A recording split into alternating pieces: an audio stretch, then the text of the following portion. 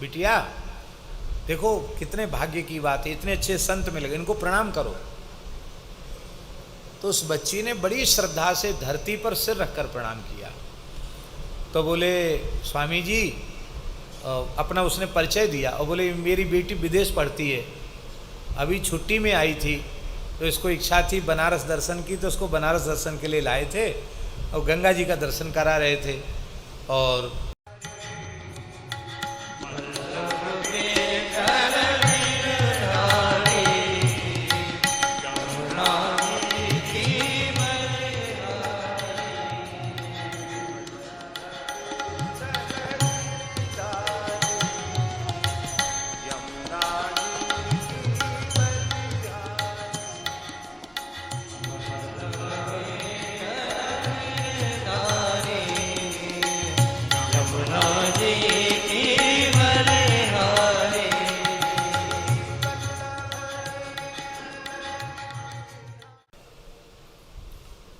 परम श्रद्धे पूज्य श्री रमण रीति वाले महाराज जी ने एक बात बताई। काशी महाराज जी विराजते थे, पढ़ते थे काशी में, सन्यासी होकर पढ़े हैं महाराज जी, विरक्त होकर के साधु होकर के पढ़े हैं। और महाराज सामान्य विद्वान नहीं है महाराज जी, न्याय व्याकरण वेदांत के उद्भट विद्वान है महाराज जी, रमण रीति महाराज जी। और अंग्रेजी के भी बहुत बड़े विद्वान हैं, अंग्रेजी में भी एमए हैं वो, साइंस के भी बहुत अच्छे ज्ञाता हैं वो, और अद्वैत वेदांत का सबसे क्लिष्ट ग्रंथ खंडन खंड खाद्य, उस पर उन्होंने पीएचडी लिखी है, पीएचडी है वो। लेकिन कहीं उनके आगे डॉक्टर लिखा देखा आपने? हमारे नाम के आगे भी लोग डॉक्टर लिख देते, हमको तो खराब लगता है, हमने हटवा दिया। फिर भी कई बार लोग डॉक्टर लिख देते हैं। पहले शुरुआत में व्याकरण वेदांत साहित्याचार्य लिखवाते, अब बंद करवा दिया।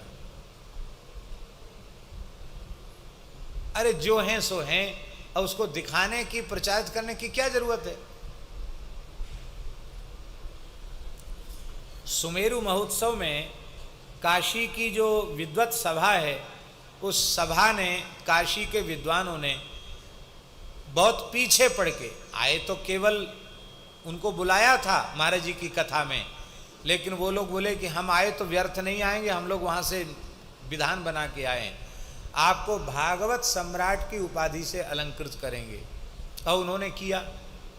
लेकिन आपने कहीं आगे पीछे पोस्टर बैनर में कहीं भागवत सम्राट लिखा देखा? हमको तो सुन के भी अच्छा नहीं लगता। हम भागवत के विद्यार्थी भी नहीं बन पाए, हम भागवत सम्राट कैसे अपने को माने? विद्वानों ने अपने भाव व्यक्त किए, उन विद्वानों को हम प्रणाम करते हैं, उनके भाव का आदर करते हैं, लेकिन उस उपाधि को हम अपने ऊपर थोपते नहीं, लादते नहीं हैं। ठाकुर जी कृपा करें, कोई ऐसा भाव मन में कभी स्वप्न में आवे भी नहीं।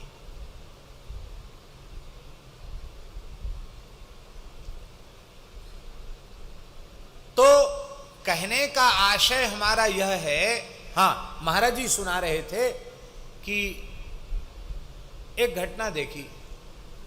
घटना क्या देखी? बनारस में गंगा जी के घाट पर नौका से गंगा जी का दर्शन करने का बड़ा लोगों को भाव रहता है। हम भी जाते हैं, कोई कार्यक्रम होता तो एक दिन गंगा जी के घाटों का नौका से दर्शन करते, बड़ा अच्छा लगता है। काशी का दर्शन, गंगा जी का दर्शन, गंगा जी में थोड़ा चलना नौका से अच्छा लगता है। तो एक नौका छोटी थी, बड़ी सजी धजी नौका थी। उस नौका पर एक व्यक्ति था जिसकी आयु लगभग 55-60 वर्ष की रही होगी, और एक युवती उसके साथ थी जिसकी आयु 20-22 वर्ष रही होगी।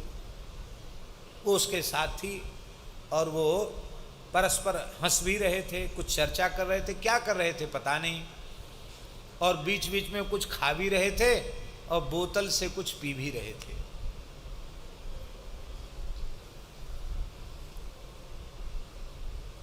तो महाराज जी कहते कि मन में बड़ा ऐसा लगा, अरे देखो कैसे कैसे लोग बनारस में आते हैं, गंगा जी हैं, संध्या का समय है, और ये देखो आदमी भी अधेड़ है, 60-65 साल का आदमी, 60 साल का तो होगा कम से कम, क्या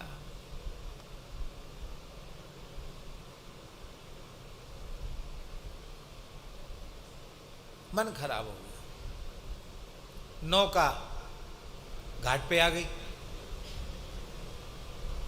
तो व्यक्ति आया, उसने बड़ी श्रद्धा से महाराज जी को प्रणाम किया और अपनी बेटी को कहा, बिटिया, वो बिटिया थी उसकी, बिटिया देखो कितने भाग्य की बात है, इतने अच्छे संत मिल गए, इनको प्रणाम करो। तो उस बच्ची ने बड़ी श्रद्धा से धरती पर सिर रखकर प्रणाम किया। तो बोले स्वामी जी, अपना उसने परिचय दिया और बोले मेरी बेटी विदेश पढ़ती है, अभी छुट्टी में आई थी, तो इसको इच्छा थी बनारस दर्शन की, तो उसको बनारस दर्शन के लिए लाए थे और गंगा जी का दर्शन करा रहे थे और सीधी आई यहाँ। तो हमने कहा कुछ तो वो शरबत ठंडाई होती, वो ठंडाई पी रहे थे, अपने आप ही बोला। और नमकीन और कचौड़ी, गली की कचौड़ी बड़ी प्रसिद्ध है, तो कचौड़ी नमकीन खा करके थोड़ा ठंडा पी रहे थे, शिकंजी वगैरह पी रहे थे, गर्मी का समय है। स्वामी जी बड़ी सौभाग्य, आप बच्ची को आशीर्वाद दीजिए। बोले बाबा आशीर्वाद दें कि क्या करें, ऐसे ही कहा ठीक है। वो चले गए, मान में आ गए, अरे राम राम, ये क्या हुआ? हमको जिस दृश्य को देखकर मन खराब हुआ और जब असलियत का ज्ञान हुआ कि ये कोई अधेड़ व्यक्ति और ये कोई युवती नहीं है, ये बाप बेटी है, ये बाप है और ये उसकी बेटी है, तो मन साफ हो गया। इसका मतलब क्या है?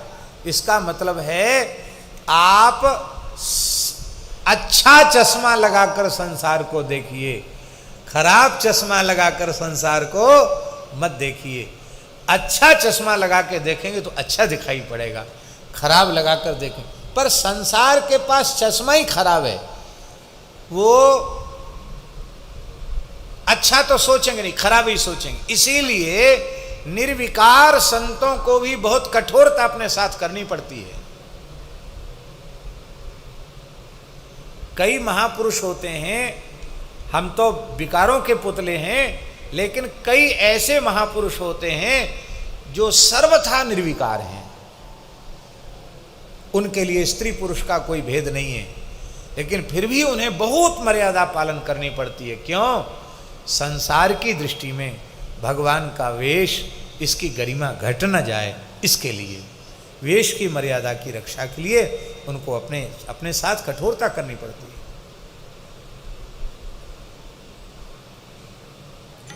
एक महात्मा